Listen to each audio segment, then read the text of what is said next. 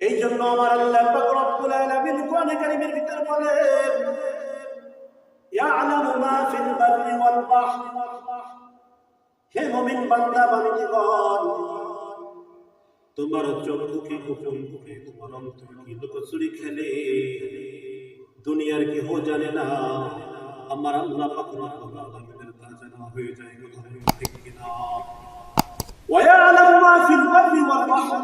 জমিনে কি হয়, সমুদ্রে কি হয়, আমি সব জানি। শুধু তাই নয়, আল্লাহ পাক রব্বুল আলামিন বলেন, ওয়ামা তাসকুতু মিন ওয়ারাকাতিন ইল্লা ইয়ালামুহা।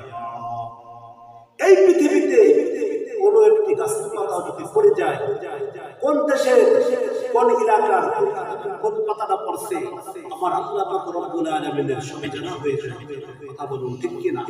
ওই পাতাটা যখন জমিনে পড়ে গাছের আওয়াজ হয়, তাও আমার আল্লাহ পাক রব্বুল আলামিনের কুদরতে কানে শোনা যায়। সুবহানাল্লাহ। আল্লাহ পাক রব্বুল আলামিন বলেন, কুল্লিল মুমিনিনা ইয়াগুদ্দু মিন আবসারিহিম।